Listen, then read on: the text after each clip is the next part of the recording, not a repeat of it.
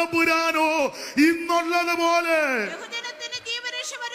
ആ സകല ആൾക്കാർക്ക് ജീവരക്ഷ വരുത്തേണ്ടതിന് അതിനെ ഗുണമാക്കിയിട്ടു ഞാനും എന്റെ അനുഭവത്തോട് ചേർന്ന് പറയുകയാ.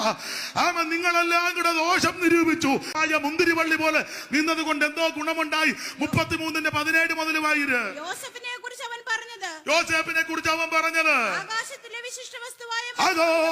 വിശിഷ്ട വസ്തുവായ മഞ്ഞുകൊണ്ടും താഴെ കിടക്കുന്ന യകാര ജലം കൊണ്ടും പിന്നെ വിശേഷ ഫലം കൊണ്ടും വിശിഷ്ട ഫലം കൊണ്ടും പുരാതന പർവ്വതങ്ങളുടെ ശ്രേഷ്ഠ സാധനങ്ങൾ കൊണ്ടും അതെല്ലാം വായിപ്പിക്കുന്നില്ല. താഴത്തെ വാക്യമുണ്ട്, ഉൾപ്പടർപ്പിൽ വസിച്ചവന്റെ പ്രസാദത്താൽ ഇന്ന് രാത്രി നിന്നെ അനുഗ്രഹിക്കുന്ന ഒരു ദൈവമുണ്ട്. അപ്പനെ അടക്കിയച്ചു വന്നപ്പോ ചേട്ടന്മാര് പറഞ്ഞു, യോസേഫ് നമ്മളെ ഉപദ്രവിക്കും, യോസേഫ് നമ്മളെ അവനെ പീഡിപ്പിക്കും, യോസേഫ് നമ്മളെ മിക്കവാറും തട്ടിക്കളഞ്ഞു. പക്ഷെ യോസേഫ് ഫലപ്രദമായ മുന്തിരിവള്ളിയാ. യോസേഫ് പറഞ്ഞ പറ നമുക്കറിയാം. ഒന്ന് വായിച്ചു നിർത്തിക്ക്. 50-ാം അധ്യായത്തിന്റെ 20-ാം വാക്യം. യോസേഫ് എന്താ പറഞ്ഞേ? 50-20 ഉൽപ്പത്തി. വായിര് പെട്ടെന്ന്.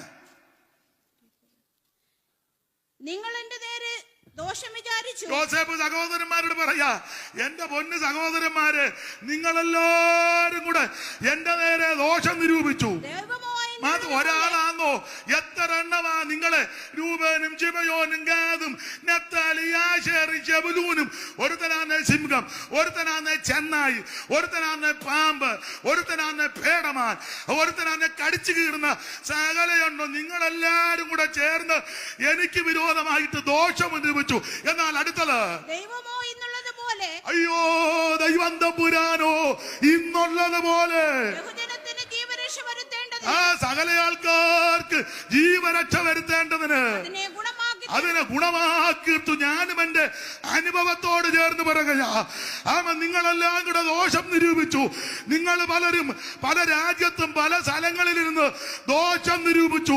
എന്റെ സ്നേഹിത, എനിക്ക് ആരോടും പിണക്കമില്ല, പരിഭവമില്ല. പക്ഷെ നീ ഒന്ന് മാനസാന്തരപ്പെട്ടാ നല്ലതാ, നീ ഒന്ന് അനുദപിച്ചാ നല്ലതാ. നീ ദോഷം ചെയ്തതെല്ലാം ദൈവം ഗുണമാക്കി തീർത്തു. യോസേഫ് പറയുകയാ, അതെല്ലാം ദൈവം ഗുണമാക്കി. ഇന്ന് രാത്രി ദൈവമൈതലേ, നിനക്കെല്ലാം ദൈവം ഗുണമാക്കി തീർക്കും. ദൈവം നിന്നെ ഉയർത്തും, ദൈവം നിന്നെ അനുഗ്രഹിക്കും. സമയമാകുമ്പോൾ ദൈവം നിന്നെ പുറത്തിറക്കും.